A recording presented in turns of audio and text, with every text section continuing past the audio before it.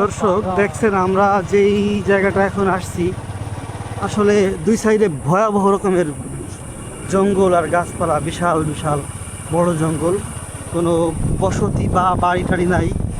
এই জঙ্গলে কি মানে সুন্দরবনের মতো ভয়াবহ পরিস্থিতি আর কি।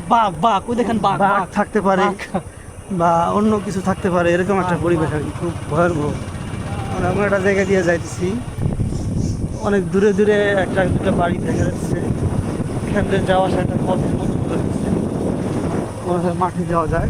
ওই যে দূরে একটা বাড়ি দেখা যাইতেছে, টিনের বাড়ি। এরপর থেকে মনে হয় বাড়ি আছে কিছু, মানে এই জায়গাটা খুব ভয়ানক ছিল। এরকম আরও একটা জায়গা সামনে আছে, এই বাড়ির পরে যে এই জায়গায় কয়েকটা বসতি আছে হিন্দুদের, কয়েকটা বাড়ি দিতে পারছি আমরা এই জায়গা দিয়ে। সব সনাতনী ধর্মাবলম্বীদের বসতি। হ্যাঁ, বাড়িগুলি মনে হয় অনেক পুরাতন। সবাই হিন্দু সম্প্রদায়। এখান থেকে আবার সেই জঙ্গল শুরু। হিন্দুরা মনে হয় জঙ্গলে থাকতেই পছন্দ করে, তাই না? হ্যাঁ, পাখিদের মতো বসবাস, অক্সিজেন পাওয়া যায় বেশি, বায়ু দূষণ নাই, শব্দ দূষণ নাই, জোর জঙ্গলে নিরাপদ। ভয়াবহ, কত বড় জঙ্গল, চিন্তা করছি, ভয় লাগে। এখান থেকে রাত্রিবেলা চলাফেরা করা যায় না। এই জায়গা দিয়ে রাত্রিবেলায় চলাফেরা করার মতো এরা বসবাস সাহস করে কি মানুষের কিভাবে? আছে কিনা আমার জানা নাই। বাম দিকে যাও, এরা বসবাস করে কিভাবে? এই যে কয়েকটা বাড়ি, আবার এই জায়গায়, এরপরে যে আবার জঙ্গল। একজন মুরব্বীকে আসলে প্রশ্ন করার আমার খুব ইচ্ছা, এই জঙ্গলের ভিতরে এরা আসলে কিভাবে বসবাস করে। এদের কি কোনো ভয় অনেক লাগে না? আরাম জঙ্গলে বসবাস করে। জিজ্ঞাসা করে দেখো পাখিদের কাছে। হ্যাঁ, পাখিদের তো সকালবেলা ওরা এটাই কেন দিয়ে খায়। এখানে এখান দিয়ে পথ সন্ধ্যা লাগলে ঘুমায় যায়। ভিতরে বাড়ি। আরে তোদের কি ভয় লাগে না এই জঙ্গলের ভিতরে থাকতে? কে তোমাকে বাড়ি কো? ক্যামেরা ধরে না গো সামনে? ভয় লাগে না? ভয় লাগে না? কে ভয় লাগে না? কে সাহস হয়ে গেছে? এখানে কি কোনো দুর্ঘটনা ঘটে যে কাউরে মাইরে ফেলায় ঠিক গেছে? না। এরকম কোনো ঘটনা ঘটে? এরকম না। অনাকাঙ্ক্ষিত কোনো ঘটনা ঘটছে? না না, এরকম ঘটে না, তাহলে আমরা খবর পেতাম। এই এখানে কি কোনো ভূত প্রেত আছে? এই জঙ্গলের ভিতরে কোনো ভূত প্রেত আছে? বাঘ দেখছিস কোনোদিন এই জায়গা? বাঘ, হরিণ নাই না? ভয়ের থাকলে ভালো হতো। জঙ্গল, এটা বাঘ হ্যাঁ। ছেড়ে দিয়ে দেওয়া অনেক সময় এসে আমি অনেক দূর পর্যন্ত এরকম জঙ্গল, কোনো বসতি নাই, বিশাল।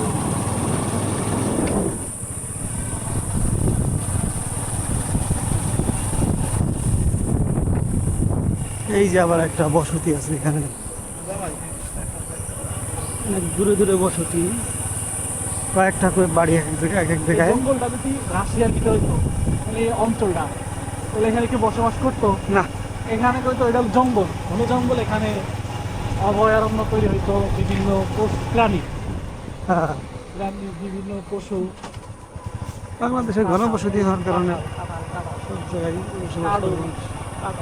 কাঁঠাল লাগায় যে মাটিতে পড়ে রয়েছে সে লাগাইছে এরকম দেখা চিত্ত মিডিয়ার মতো ভিডিও বানান, কি চিত্ত মিডিয়ার মতো কি বানায় ওরা? চিত্ত মিডিয়ার ভিডিও দেখেন নাই? না। মানে গাছ দিয়েও ভিডিও বানায়, মিলিয়ন মিলিয়ন ভিউ হয়। গাছের অনুভূতিও ব্যক্ত করে।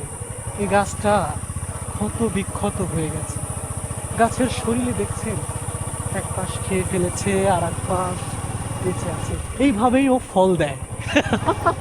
এই যে অনুভূতিগুলো বলে দারুণ লাগে, মাঝে একটু কবিতা ঢুকে দেয়। এই যে অনুভূতিগুলো ব্যক্ত করে, এগুলো যদি পারেন চেষ্টা করতে হবে। মনে করেন যে গাছ দিয়ে একটা কন্টেন্ট, ওর কন্টেন্ট ও যা পায় সামনে।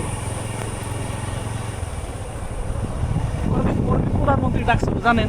হ্যাঁ, এক পাশে নদী নাকি, হ্যাঁ নদী, কুমার নদ নাকি, আর নদীর পাড়ে পিচ ঢালাই রাস্তা, তার পাশেই বসত বাড়ি। এই বাড়ির লোকজন এই রাস্তা দিয়ে যাতায়াত করে আর এই নদীতে গোসল করে, এই নদীর মাছ খায়, এই নদীর পানি ব্যবহার করে, আর এই রাস্তা দিয়ে যাতায়াত করে, আর এই বাড়িতে বসবাস করে। কি আরাম! মানে নদীর পাড়ে আসলে বসত বাড়ি অনেক আরামদায়ক হয়। ওই যে গোসল করতেছে, পাশে কলা বাগান, এই পাশে পিচ ঢালাই রাস্তা, আর এই পাশে বসত বাড়ি। খুবই সুন্দর পরিবেশ আর কি। এখানে বিশাল কাশের জঙ্গল, বাস।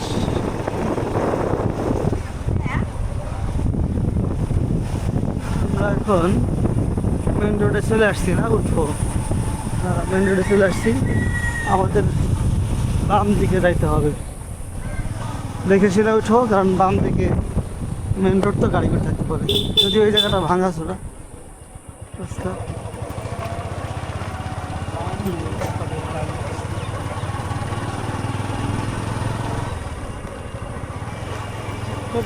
চিত্র মিডিয়ার কণ্ঠে তারেক রহমান দেখে।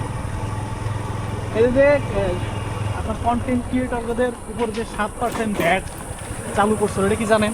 হ্যাঁ, এটা বন্ধ করছে তো। এইটা জুয়েল, ওর নাম হলো জুয়েল। ওই জুয়েলের যখন ডাকে তখন প্রধানমন্ত্রী ওর সাথে কথা বলে, তো তুমি আমার কাছে কিছু চাও, তখন এই কথাটা উঠাইছিল যে 7% ভ্যাট জানলাম প্রধানমন্ত্রী।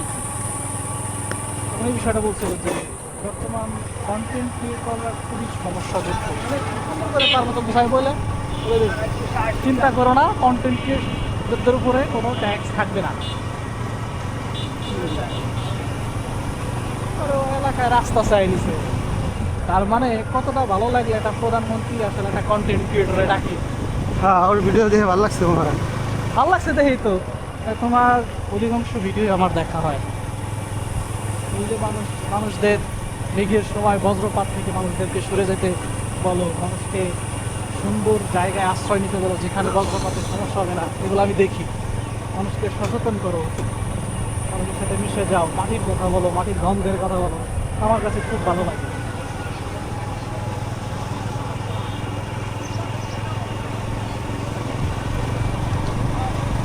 দুই পাশে কারেন্টের খাম্বা এই জায়গাটায়, একই রাস্তায় দুই পাশে। প্রশ্ন তো এইটাই তো প্রশ্ন, যে দুই খাম্বা কেন?